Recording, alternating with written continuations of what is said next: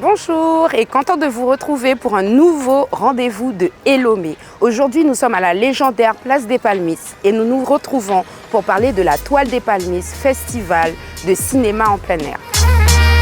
Bonjour Muriel. Bonjour. Comment vas-tu? Ça va, super. Aujourd'hui, je te rencontre pour qu'on parle de la Toile des Palmis. La Toile des Palmis. Eh oui, represent. Peux-tu nous en parler s'il te plaît? Eh bien, c'est notre 7e édition. Avant, c'était un festival qui était tous les 2 ans. Et puis, c'est notre 2e édition, où on est en annuel.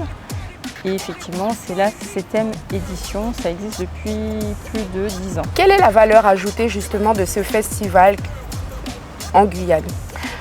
Alors, il faut savoir qu'il y a 2 grands festivals avec le FIFA qui s'occupe du documentaire et la Toile des Palmis. Notre spécificité, c'est surtout la fiction. Donc des films de court-métrage et long-métrage. Et ce que ça apporte au territoire, c'est une ouverture sur le monde, puisque la fiction, c'est le champ de tous les possibles. On peut mettre en image ce que l'on veut, ce que l'on souhaite, de la science-fiction, des films d'époque, peu importe, films d'horreur, quel que soit le genre. Et ça permet en tout cas à la Guyane, aussi bien à notre population d'avoir une fenêtre sur le monde et également à nos jeunes émergents, réalisateurs, producteurs, de pouvoir produire des œuvres qui racontent des histoires bien de chez nous. Justement, tu parles du monde, je rebondis dessus. Le monde est représenté par quoi dans ce festival? Alors, par quoi et par qui? Donc c'est un peu les 2 choses. Par quoi? Par des films de court, de moyen métrage.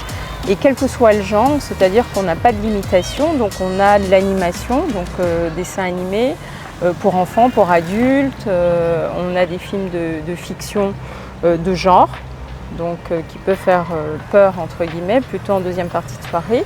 Et puis on a beaucoup de films sur des sujets sociétaux, on va dire, de famille, en tout cas de préoccupations, notamment cette année on s'est rendu compte dans la programmation qu'il y avait beaucoup de films sur les femmes et la famille, c'est-à-dire l'enfance maltraitée, l'enfance en souffrance, ou les femmes maltraitées au sein de la société. Donc ça, c'est vraiment une préoccupation actuelle. Pourrais-tu nous parler des comédiens invités?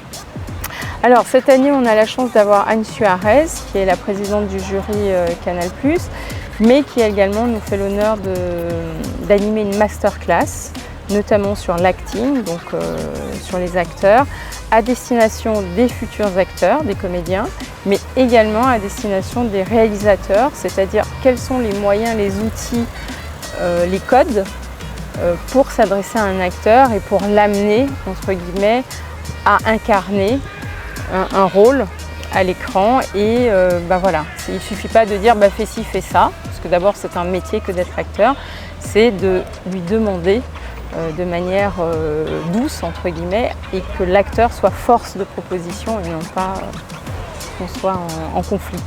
Tout à l'heure, tu as parlé de long métrage et de court métrage. Pour ceux qui ne savent pas, qu'est-ce qu'un court métrage et qu'est-ce qu'un long métrage? Alors, il faut savoir qu'en France, on a le Centre national de la cinématographie qui régit notre industrie, parce que c'est une industrie, elle est avant tout économique.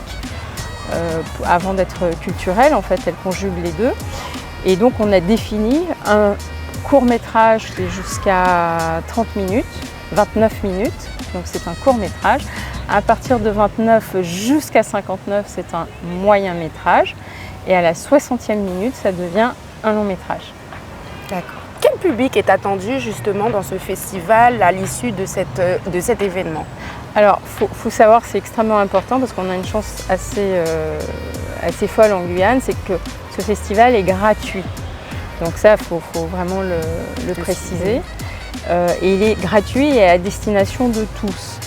Dans la programmation, on fait justement très attention, c'est-à-dire à partir de 18h45, 19h, en première partie de soirée, on a des films où on porte une attention particulière à ce que ça puisse être vu par des enfants ou en tout cas des mineurs.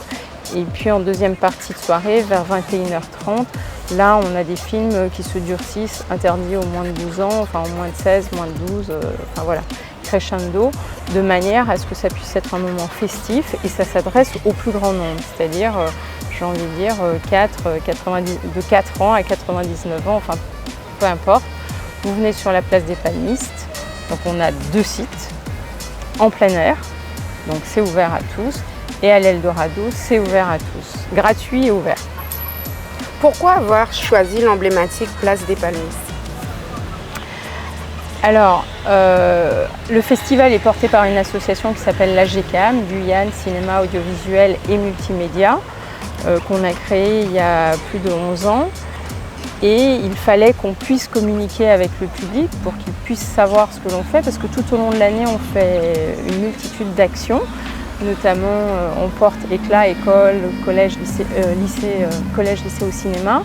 Donc on amène des étudiants, enfin des élèves dans les salles de cinéma pour rencontrer le cinéma, savoir ce que c'est, voilà. Et on s'est dit, mais personne ne nous voit. Donc il faut qu'on ait une action forte pour que le public guyanais puisse savoir que l'on existe, et pas que quand on râle parce qu'on veut faire changer les choses, mais également qu'il y ait un moment festif, que la population puisse en bénéficier. Également parce que c'est important d'éduquer notre population, de faire changer les choses, et l'image est un vecteur incroyable pour ça, extrêmement puissant, de voir ce qui se fait ailleurs, de ce qui se fait chez nous, enfin de pouvoir partager un moment convivial. Et on s'est dit, voilà, un festival du film c'est formidable parce que c'est un moment festif où on va partager des choses, on est d'accord, pas d'accord, on va s'exprimer là-dessus. Et puis la place des Palmistes parce que le cinéma Eldorado, qui est quand même le premier cinéma de l'ensemble des Outre-mer à avoir le label Art et Essai. Donc voilà, c'est guyanais, il faut le dire, il faut le souligner. Et puis on est partenaire avec le cinéma Eldorado et puis ça prenait son sens qu'on soit absolument sur la place des Palmistes. Et c'est vrai que depuis ces dernières années, et notamment cette année, il y a une innovation puisqu'on va sortir de Cayenne après le festival de la Toile des Palmistes. On va faire un festival de la Toile des Palmistes hors les murs, à Remire-Montjoly. Donc cette année, on a une nouvelle commune qui se joint à nous. Et donc on se répand dans la Guyane. Donc voilà. D'accord. Penses-tu que ce festival ait une portée justement sur, sur le secteur de l'audiovisuel, en attirant les jeunes, en les valorisant? Alors, oui, et c'est pas juste oui parce que je le pense, oui parce qu'aujourd'hui on a des résultats, notamment Marie-Sandrine Bacoul qui a participé au concours du court-métrage de la Toile des Palmistes, qui a été lauréate et qui a gagné le premier prix. Aujourd'hui elle est réalisatrice et effectivement elle se développe vraiment très bien. Marvin Niambe, qui a fonctionné également à la Toile des Palmistes, aujourd'hui est un réalisateur extrêmement prometteur guyanais. On a Arjun Singh qui a gagné, pas l'année dernière, mais l'année précédente, qui clairement, ça lui a permis de mettre le pied à l'étrier, d'être encouragé, qui aujourd'hui travaille. On a tourné ensemble un film de long métrage, notamment avec des Américains, où ça parlait qu'anglais, et Arjun s'est retrouvé responsable data manager. Et voilà, et clairement, ça met le pied à l'étrier à tout un tas de gens, et ça porte ses fruits. Donc aujourd'hui, on a une frange de jeunes réalisateurs émergents qui sont en train d'arriver et qui ont débuté un peu, j'ai envie de dire, comme la Star Academy. C'est un peu galvanisé de dire ça, mais ça fonctionne vraiment et c'est vrai, c'est réel. C'est-à-dire qu'aujourd'hui, c'est quelque chose de tangible et c'est là. Y a-t-il un court-métrage guyanais au programme? On a plusieurs. Nous avons des documentaires, un documentaire et nous avons, oui, absolument. Peux-tu nous dire les pays représentés par ce festival? Alors, on ne se limite pas à un sujet précis, c'est-à-dire que c'est assez ouvert. Et cette année, on a plus de 18 pays, exactement, je ne me souviens plus. Mais on a l'Allemagne, on a la Belgique, la France, l'Outre-mer, notamment avec la Réunion, la Guadeloupe, la Martinique. On a des pays africains, on a l'Australie, on a... Voilà. Et c'est pour ça que je dis c'est vraiment une porte ouverte sur le monde. C'est voir comment ailleurs ils font, de pouvoir s'en inspirer et parfois de se dire on n'est pas si mal. On aurait pu faire comme eux, faire mieux. Et c'est vraiment quelque chose, ça nous permet, il y a une émulation qui se crée à ce moment-là, et d'avoir ces histoires-là, de se dire on peut faire pareil en fait, même mieux. Donc voilà. Peux-tu nous parler de la thématique? De la thématique du festival? Oui. On n'a pas de thématique particulière, on est, comme je disais tout à l'heure, surtout sur la famille, sur les sujets sociétaux. Et il y a il y a le Made in Guyane qui est extrêmement important pour nous parce que si ce n'est pas nous qui représentons nos films, qui le fera? Exactement. Donc là c'est très important, donc on a une programmation de nos œuvres Made in Guyane, faites par les Guyanais, par nous. Donc ça c'est très important. Et puis après on a Films du monde, donc là c'est ouvert sur le monde. Et puis ensuite on a un troisième volet, et ça fait 2 ans qu'on fait ça, c'est les films du patrimoine. Parce que ça y est, on est une industrie toute jeune, mais déjà avec des films dans notre histoire, notre jeune histoire du cinéma guyanais.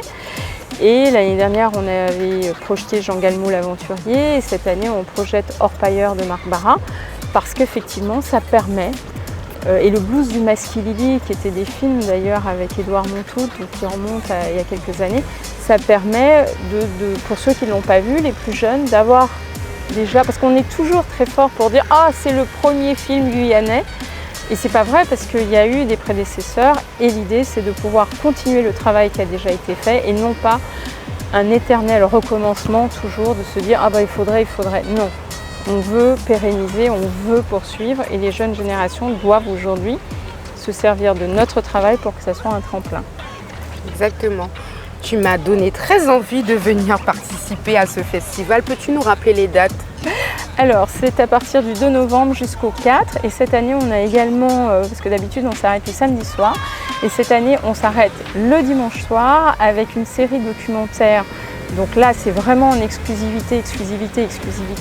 Ça s'est passé de Chloé Bébron sur la musique notamment guyanaise, sur les jeunes il y a quelques années, qui avait monté une association, et je vous invite vraiment à venir parce que ça parle de la jeunesse guyanaise, ça parle de musique, ça vous permet d'avoir vraiment une vision de notre territoire, et ça c'est le dimanche, on ferme le festival avec ça. Merci Muriel, merci de nous avoir accordé ton temps. Eh ben merci, faut venir hein. Oui, il faut venir, venez tous. Merci. Elomé, c'est fini pour aujourd'hui, on se retrouve bientôt pour un nouvel événement.